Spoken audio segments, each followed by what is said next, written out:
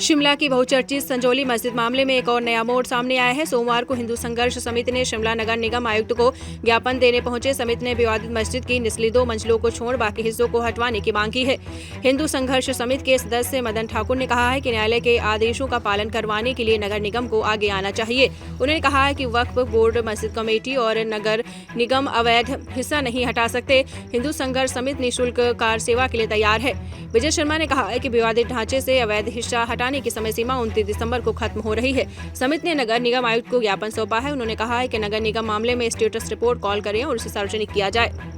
देखिए, आज जो ज्ञापन आपके समक्ष हमने आपको साथ लेते हुए हमने जो कमिश्नर साहब को दिया है, हमने स्पष्ट सी बात उसमें लिखी है। जो माननीय न्यायालय ने कहा है कि इस मस्जिद की जो ऊपरी मंजिलें हैं उसको तोड़नी होगी, जो अवैध है वो उसको तोड़ना होगा। बाकी के आप सभी लोग जानते हैं कि 9 मार्च का समय माननीय कोर्ट ने दिया है, हम उसका इंतज़ार करेंगे, परंतु जो टूटने वाली चीज़ें हैं उसको तोड़ा जाए। हमने कमिश्नर साहब के समक्ष वो बात रखी है और हमें उम्मीद है कि सरकार अपने और एमसी कमिश्नर साहब अपना कार्य बखूबी से निभाएंगे। यदि हमने साथ में ये भी कहा है कि यदि सरकार और एमसी उसमें नहीं कार्य कर सकती तो हिंदू संघर्ष समिति निःशुल्क कार सेवा करने के लिए तैयार है। उस अवैध ढांचे को हम लोग तोड़ेंगे अगर आप नहीं तोड़ सकते, परंतु आपको कुछ ना कुछ जवाब देना पड़ेगा।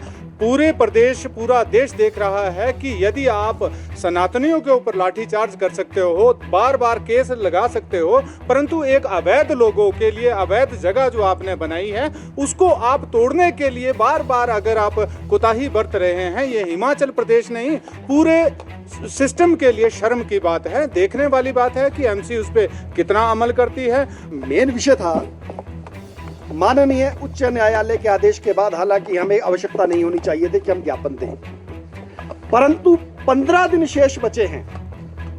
वो अवधि समाप्त होने में 29 दिसंबर को वक्फ बोर्ड और मस्जिद कमेटी द्वारा उस मस्जिद को ध्वस्त किए जाने की समय सीमा समाप्त हो रही है और हमें साफ तौर पे लग रहा है कि मस्जिद कमेटी और जो वक्फ बोर्ड है वो इस उच्च न्यायालय के आदेश को फिलहाल तो नजरअंदाज करता हुआ नजर आ रहा है। इसलिए हमने नगर निगम आयुक्त से आज आग्रह किया है कि आप इसमें स्टेटस रिपोर्ट कॉल कीजिए तुरंत और 1-2 दिन में उसको सार्वजनिक किया जाए।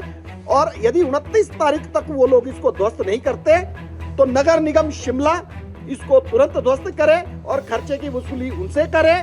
यदि उनके पास पैसा नहीं है, नगर निगम के पास लेबर नहीं है, तो हिंदू संघर्ष समिति के जो स्वयं सेवक है, वॉलंटियर है, वो स्वेच्छा से निःशुल्क ये काम करने के लिए तैयार है। हमने ज्ञापन के माध्यम से नगर निगम आयुक्त को भी ये बता दिया और नगर निगम आयुक्त ने हमें आश्वस्त किया है कि इस पे उचित समय पे कार्रवाई की जाएगी।